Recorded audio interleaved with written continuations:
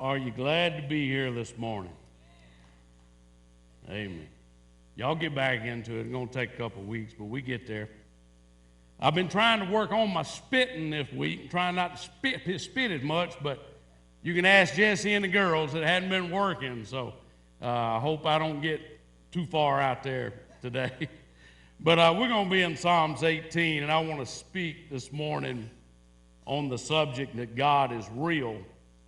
And a lot of times we know God is real, but when we get to experience it in the way that we've experienced it and the way I have experienced it over the last 4 months since the last time we met, we get to see it with our own eyes. We get a front row seat, and we get to see that God is so real, even in the deepest, darkest, unknown moments in our lives. He becomes so visible, and we're able to see him as we've never seen him before. He's so faithful, he's so good, and he's always there.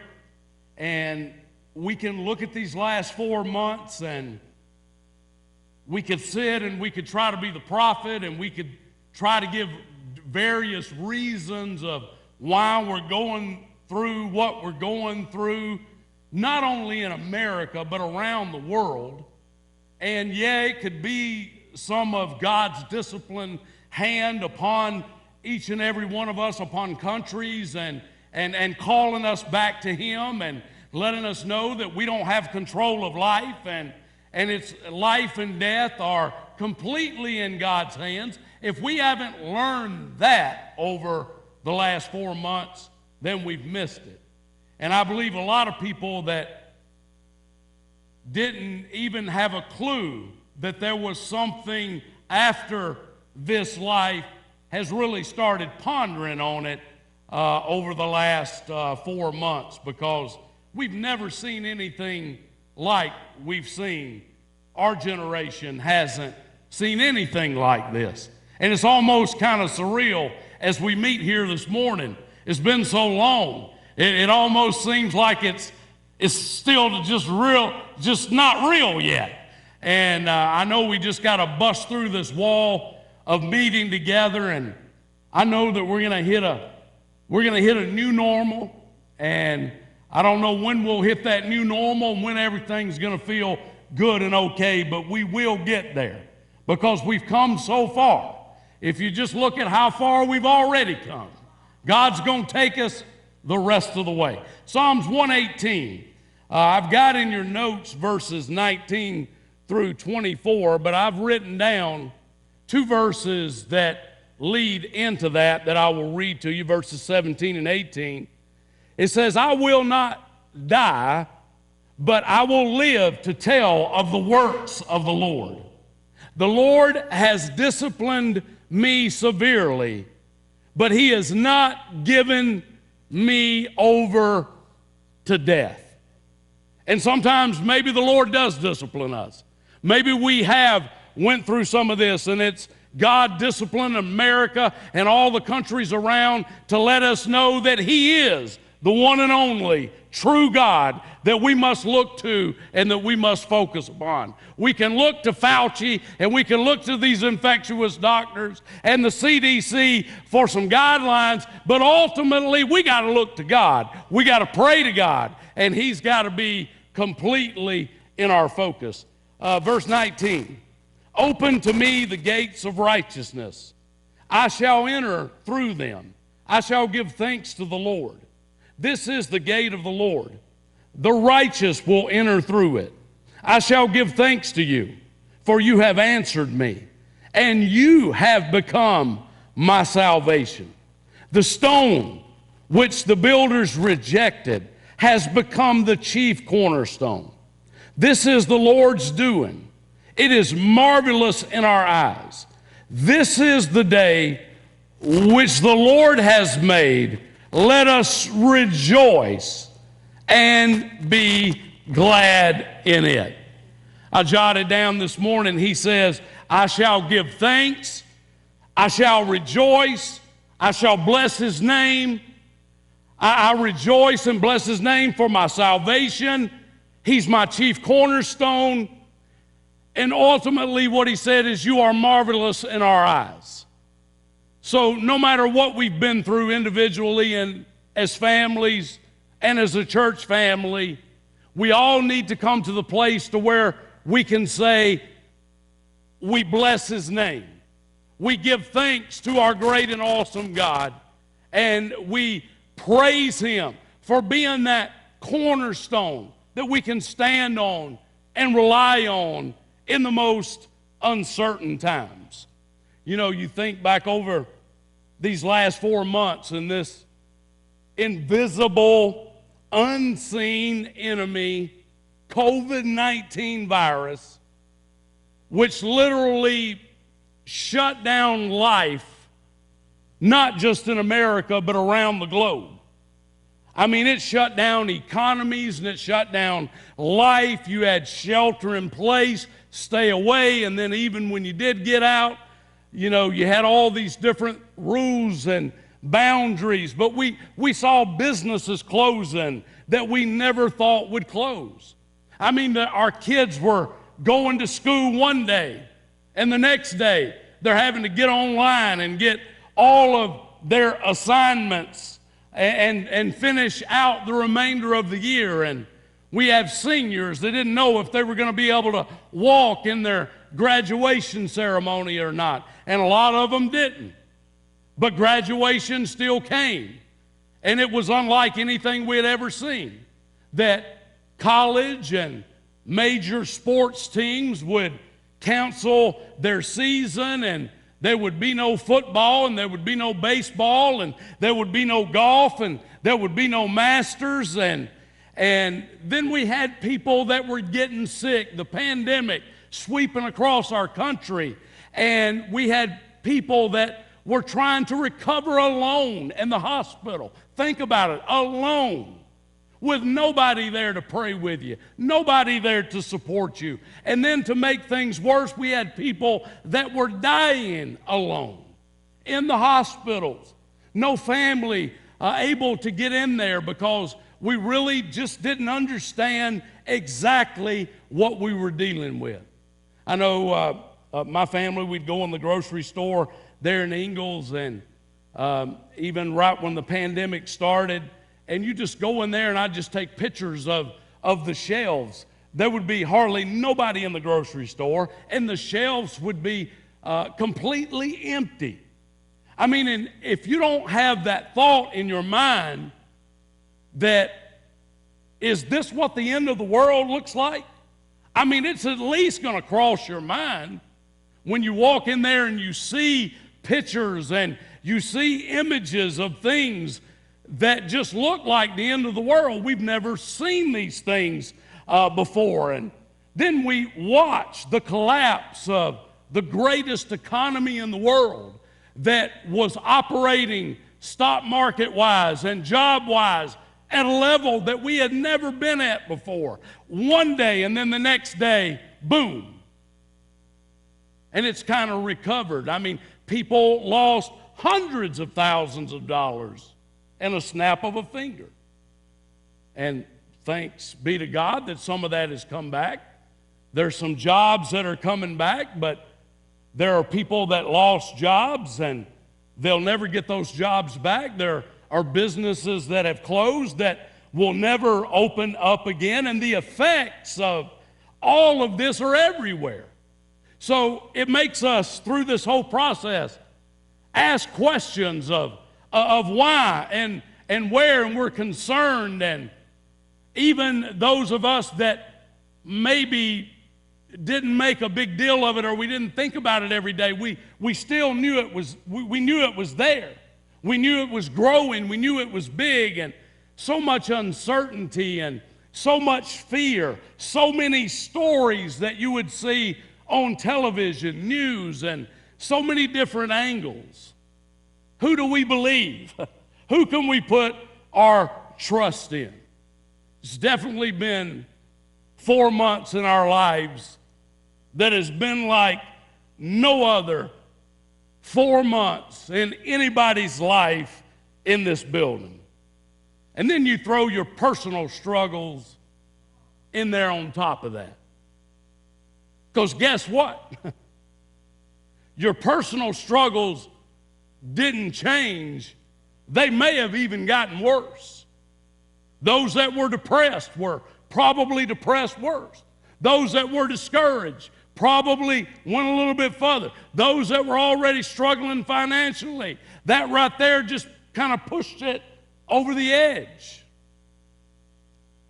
But even in the midst of all of it, sure, we would have our stories of pockets, even within our own church, to where, recovery for individuals and families might be slow. But God has been so real. God has been so good.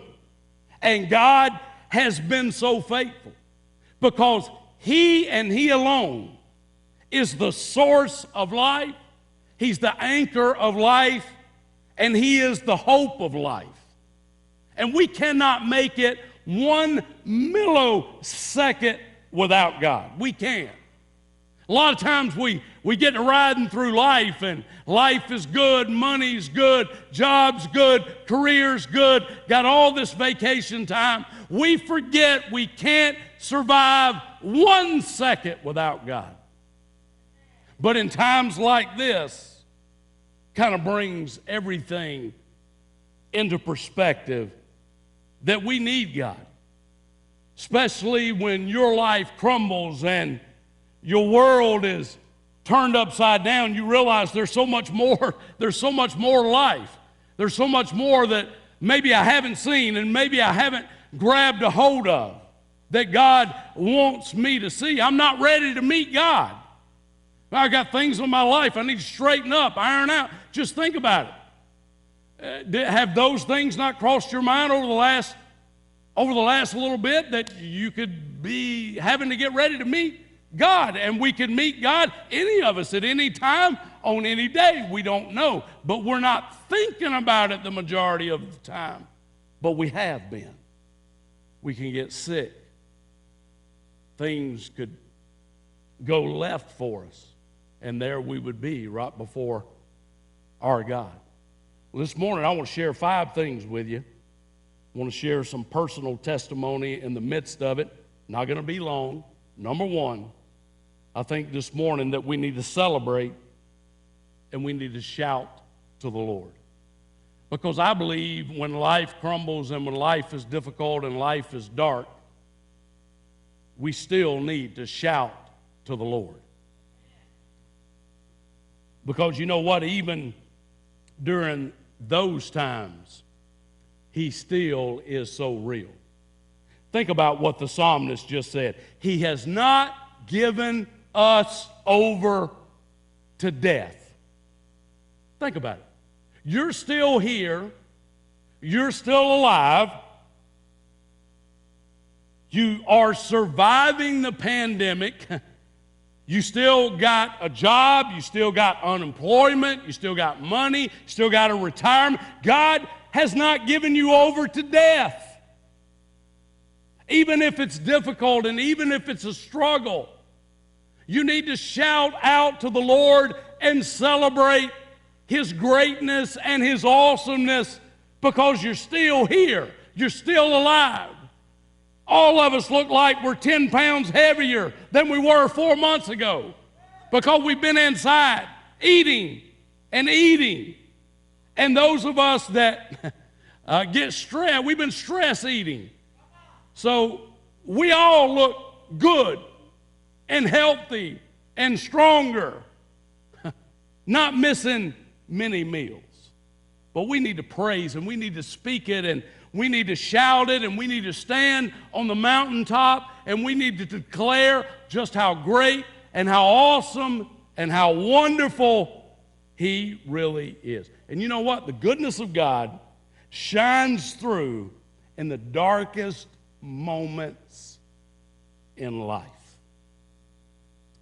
In your darkest, most painful, most tragic moment, His goodness and His light still shines through. His goodness today is still everywhere, even though it doesn't seem like it. Even though it seems like everything, even post-pandemic, has been put on the back burner. Everything you see on the news, it seems like there's chaos everywhere and fighting everywhere, wars everywhere. And guess what? There is. And there's only one solution to it. And we've got to turn our eyes to God. And we got to turn our eyes to one another. And we got to make sure that we have a heart full of compassion and make sure there's no hate in our heart and no division in our heart so that we can come together as much as possible. His blessings are everywhere. His love abounds even when you don't see it. His mercy is endless even when you think you're not experiencing it, and His acts of grace are amazing. He just shows up with acts of grace, of just pouring His goodness into your life. Sure, there's tragedy, but wherever there's tragedy, there's triumph. Sure, there's obstacles, but wherever there are obstacles, there are always opportunities. Sure, there are many trials that you may be facing today, but wherever there is a trial, there is a testimony waiting to be birthed from your life.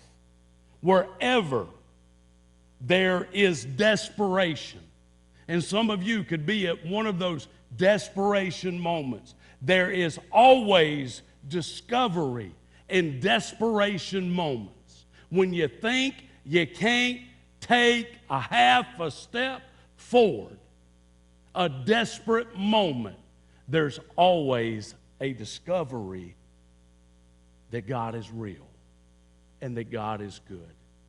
And the God who allowed you to step yesterday will allow you to take another step today.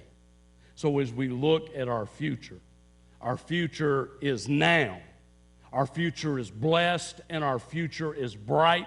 Why? Because God has not given us over to death. Number 2, celebrate, shout to the Lord, celebrate as we see Lighthouse.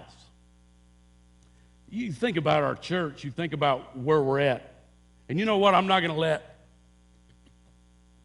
I have determined to not let anything discourage me as we gather back together in this assembly again. Because I am convinced, if of nothing else, that Lighthouse is not maybe going to have a rebirth. We are having a rebirth. And I see it. You know, you think about the beginning of the year. If you was to go back and listen on, I know Dean may have missed a Sunday or two in there that might not be on YouTube, but we started out as bleak as we could start out to let everybody know exactly where we were, to let everybody know how close we were and how we needed to pray and seek God and for Him to deliver us and Him to give us a new birth, for Him to recreate us and give us a new outlook and a new vision. And you take these last 4 months and you see how God has stepped in and provided for our church and the closeness that it has brought certain segments of people together that have chose to connect together. We've seen God show out in a big way. I've just been amazed at how we would be here on some Sundays and we would pass that wicker plate and not take up as much as we've taken up of people driving to the church on a Tuesday to give their tithes and their offerings. It amazes me. But what amazes me, yes, our people, but our God. And it confirms down deep in my spirit that God is on the verge of rebirth. And God's got a wonderful plan for our church and He's taken us somewhere, and I am convinced of that, and I will not let one negative word drive me away from what I believe God has said and is saying that He's going to do and that He will do, and we're going to see it. And I hope you're here to see it, but if you're not, I hope you celebrate when you do see it, because God is taking this church somewhere, and we're going to shine the light in this community, and we're going to keep preaching what we've always been preaching. We are here to reach our community, no matter what your race is, no matter what your background is, no matter what your culture is. We are here to shine the light and to reach our community. We might not have the answer to every problem, but we will seek our God, seek His counsel, and do the very best we can do.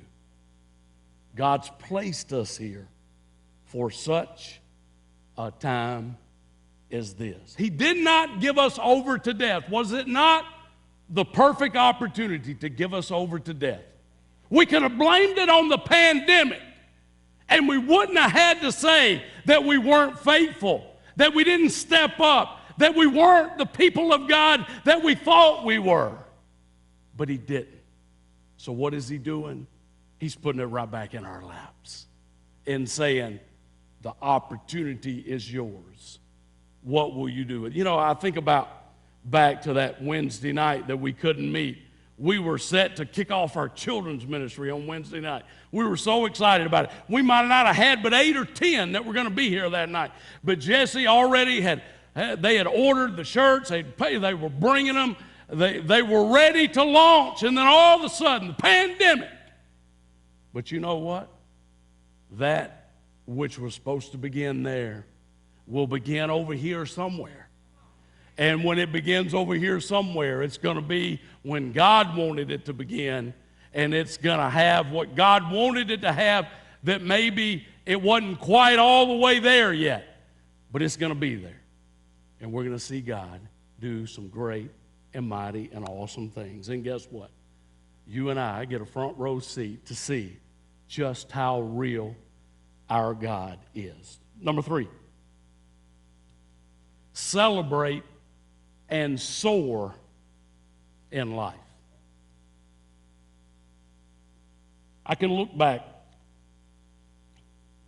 The reason why I wanted to do this morning was, I kind of got away a few afternoons during last week when we were on vacation, just to kind of think and reflect. And, I think back over the last 4 months, and right in the middle of this pandemic, and so many people's lives are so much different than what they were. But I look back over these last 4 months in my life, and I've been so blessed over the last 4 months. When all of this right here started, I really didn't have a clue of where I was headed as far as church, and, was everything going to shut down? Was nobody going to spend any money? But it is just reinforced to me once again, Job 42. And that was when Job cried out, I have heard of thee by the hearing of the ear, but now my eyes have seen the salvation of the Lord. I see God's blessings in my life everywhere. And I jotted these down. I didn't get any of these off the internet, just when I was just sitting there, just thinking about my life over the last 4 to 5 years. Always remember this: where there is breath, there is life. Where there is life, there is hope. And where there is hope, there is the opportunities for miracles to happen in your life. So where there is breath, there's life. Where there's life, there's hope. And where there is hope, there is opportunities for miracles. A lot of people didn't know a whole lot about what was going on in my life. And 2016 and 2017. Everybody's real familiar with what was going on in 2018. But in 2016 and 17, nobody had a clue. But my life was already in a tailspin 18 to 24 months before people realized what was about to take place. I'd been beat down as a man. I allowed the enemy to beat me down. I allowed life to beat me down. And a man is all about ego, not ego in a prideful way, but that's just how God made us. And when all of that just beats you down and beats you down, and you're trying and you're trying and you're trying, but then you come to the realization that it's just not going to work. Instead of just thinking that God's got a fresh new beginning out there, you always go towards the negative. That I'm a failure at life, and I'm a failure at everything that I do. And that right there was the theme in my life through 2016 and 2017. It was a journey that wasn't a lone journey. My mom and dad maybe knew more than most people, but it was just a journey of loneliness, of self-searching, of life change. A life change like no other. God did some things in my life and changed some things in my heart and in my life during that time that nobody even knows about. God just did a work in my heart and in my life, even though I still didn't rebound and get to exactly where I needed to get to. Because after 2016-17, what everybody is real familiar with is 2018. And that's when I got divorced after 30 plus years of marriage. So then you've got everybody talking about you're already feeling like you failed at life and failed in so many ways. And now you got everybody talking about it. You got some feeling bad about it, some celebrating it. And then it just beats you down just a little bit further. And then I had 2 businesses that just failed. One of them I was able to sell and not make any money off of. One of them I just had to close the doors. 2 businesses that I had hundreds of thousands of dollars wrapped up in.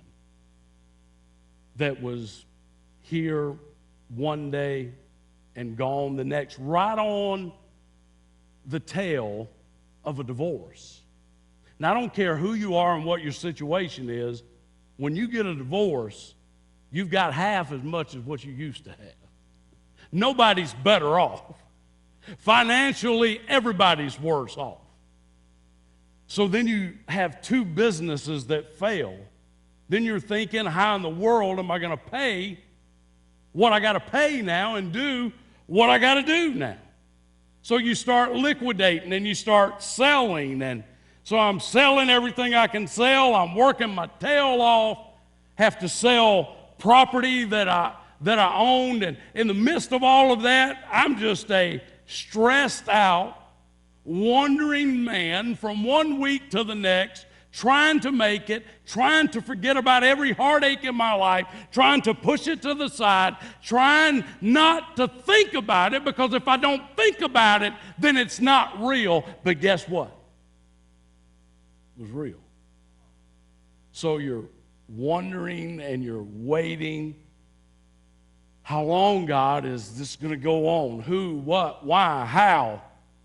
You're just lost and you're overwhelmed. And I have to tell you, there was a 4-year stretch in my life, right at 3.5 to 4 years, to where I wasn't happy. I wasn't joyful. I felt like I had nothing to celebrate in life. Felt like I had nothing to get excited about. But somehow I was still making it. from 1 week to the next. 1 week to the next.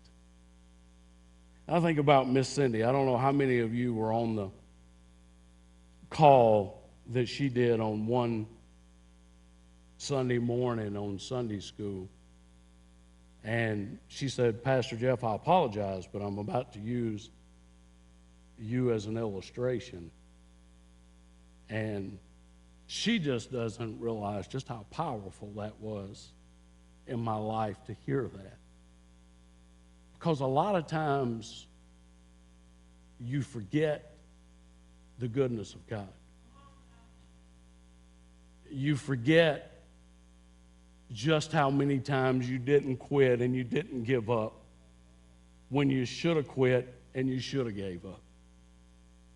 And when you hear somebody else go through a timeline that has been right there, front row seat into my life of knowing everything that was going on, and she just went through that, it just encouraged me beyond what she will ever even know. I'd forgot a lot of those things. I'd forgot a lot of those things to where, yeah, you're right, Cindy. How did I make it through that? I can remember so many Sundays coming in here wondering what everybody was thinking. You just think about it. You're getting a divorce, you're standing up, you're trying to give God's word on the platform, you're so unsure of yourself and life, but you got to get up and you got to act like everything's okay. When you got all these voices haunting you in every corner of your mind, in every corner of the church, you just hear them. Yeah, I hear voices too. I'm crazy sometimes. I hear voices. But let me tell you this. When it seems like it's over, it's not. When it seems like it will never turn, it will. When it seems like you can't go on one more step, you can. You want to know why? Because the God of miracles is working even when you don't see it. When it seems like nothing is happening, it is. And get this, I wrote this down last week. Sometimes in life, you have to lose before you can win. You see, I went through this season in my life that I never thought was going to end. And it was so much bigger of things that God wanted to pluck from my life that I didn't see at the beginning. And if I would have seen it all at the beginning, I probably would have threw my hands up and quit. Aren't you glad God doesn't show you the whole picture? And he just takes you there, just one step at a time. But sometimes in life, you've got to lose before you can win. Sometimes in life, you have to fail before you can ever get it right. Sometimes in life, you have to let go of everything that you have and say, God, it's yours. Take it, whatever it is, you got to do. See, what most people don't realize is during this period in my life, it wasn't like, you have two failed businesses and, yeah, I still got the home that I'm living in, but I'm telling you, I went through 24 months, and my mom and dad had a front row seat. They know. I had this much I had to pay. And everybody kept saying, you're working too much, you're working too much. And I'm sitting there thinking in my mind, I got no choice. No choice. I had thousands of dollars that wasn't there anymore. I had to get it. I was thinking I'm going to lose what little bit of assets I had left. That fear was there. That uncertainty was there. But let me tell you today, I'm not there no more. I know it might sound like depressing in some ways, but I'm trying to get to a good point. Today, I'm not there no more. I have an absolutely beautiful, gorgeous wife who loves God first, who has already been to hell and back. You know, people don't realize, you know, when we've said from the first time we got together, her already being to hell and back, and then everything that I had went through was just the perfect match of her. Just think about it, her and all that she's went through stepping in to encourage me. But that's the kind of woman that she is. Not many people can go to hell and back and still shine. But she loves me. She loves my girl. She loves my kids. She loves my grandkids. And yes, she loves my mom and dad. Like, I can't tell you how much she loves my mom and dad. And she loves this church. I don't have 7 acres anymore that I thought I would live on forever with my mom and dad living in my backyard. But I do have a beautiful, paid-for, in full property that me and my beautiful family own in Milner, Georgia now. That's God. I don't have those businesses anymore. I lost all those thousands of dollars. I lost all those assets. They gone. But you know what? I got a new business of work that God, skills that God has given me, and it's more than I can do. My stress is better. It's getting there. I'm breathing a little bit more. I'm happy. I'm blessed because I'm highly favored, and I just want to shout to the Lord for all of his goodness. I'm not going to stand up on this podium anymore and doubt myself and doubt whether or not I'm a good enough man to stand up here. Can a divorced man do ABC? Can ABC? I'm not doing that anymore. It is what it is. I can't change anything in my life. Where there is breath, there is life. Where there is life, there is hope. And where there is hope, there are miracles. And God's got a miracle for you. And the greatest thing that brings up the caboose on everything that has been happening in my life is I'm able to be a part of a comeback church that is on the move for God and that is going to do something great for the kingdom of God. I don't have all of the answers to everything that's going on in our world at this present moment. I don't. I'll be honest with you, I don't. I can stand up here and say flat-footed with every ounce of tongue I have that there's not an inch of racism in me. There's nothing in me that wants to divide people. All I want to do is help. I just want to be a part of a church and have a dynamic to where people are together. We cannot allow what's going on. It's real.